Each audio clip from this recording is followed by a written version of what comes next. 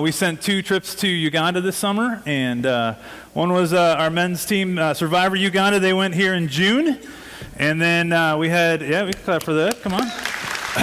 And then we had the second team, Uganda 2, and we just got back last week. So just getting back on track and all that. This is John Campbell, and John, if you could share with us what you do, where'd you go? I know you went to Uganda, but where in Uganda?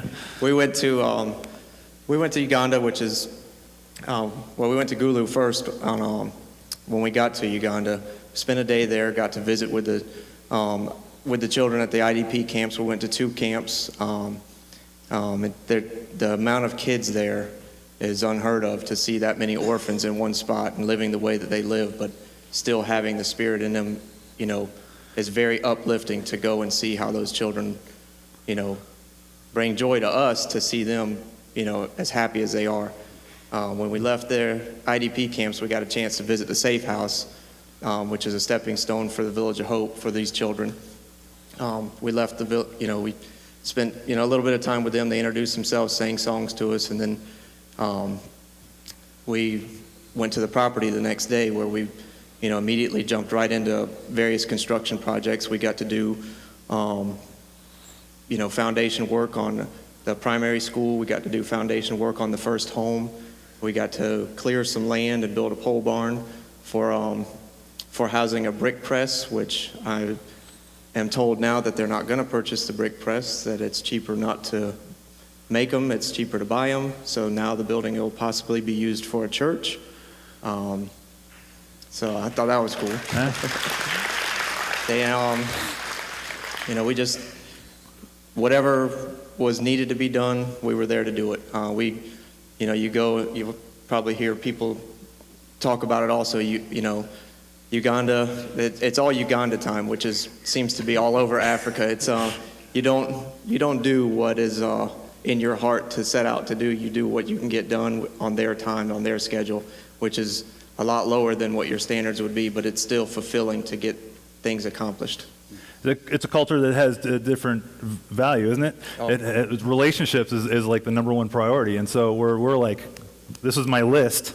They're like, hey, this is a person. Let's sit down. If you got to wait a couple hours, you got to wait a couple hours. You're hanging out, talking to the person, and so it's a really neat, really cool experience like that. Tell me this: what did God either teach you, or what'd you learn as you went?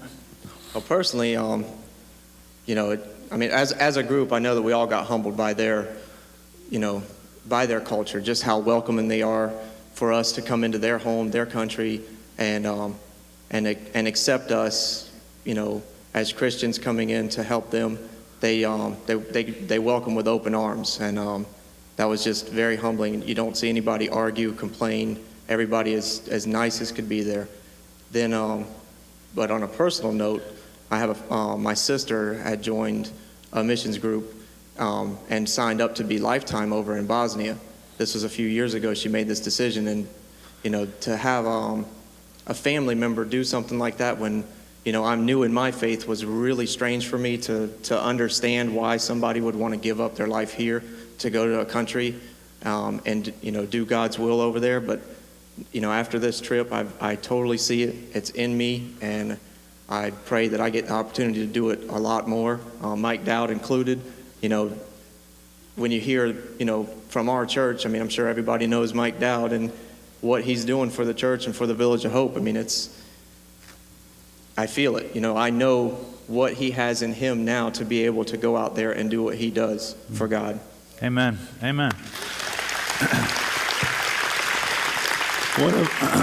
One of the cool things for this team, they went in June, and the Dowds Mike actually got there 2 or 3 days right before them, and so Mike was telling me when we were there in July what an encouragement this team was to him, and just being able to be there for a couple days and have a team come from your home church and really work alongside and support and help him build relationships. And so, you guys, thanks so much.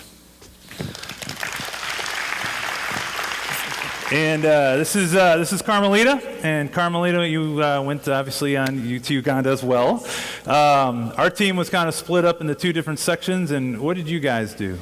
Well, the women and we had 5 5 women. We went and we stayed in Gulu, where the IDP camps are and where the safe house is. And we taught child mothers. And child mothers, their age range was from 12 to about 28 was the oldest one that we had.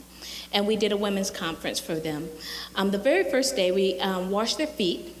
And that was a amazing experience because they didn't want us to wash their feet. And then they're very shy. But we washed their feet, and as we were washing their feet, we all noticed how hard their feet were, how worn and how many sores and things were on their feet. And we prayed because we didn't know what caused those. But as we found out, some of it was from when they were abducted, the torture that they had to endure.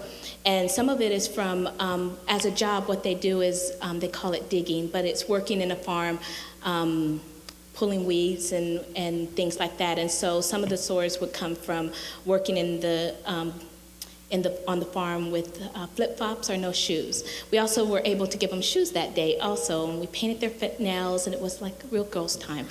And so for the weekdays, we would meet with these girls. We would start about 10 and end about 4, and we taught them spiritual things like prayer and how special they are to God. We taught them practical things like parenting and financial, but one of the things that we did teach them is how to do tie-dye. And they enjoyed that. That gives them a means to make money so that they can provide food for their children and for themselves and not have to do that. Awesome. What's maybe one thing that you guys learned? I think the thing that is a theme for our team is that God's plan is going to be done. So we all made plans of what we were going to do when we got to Uganda, and we had it all written down and planned out.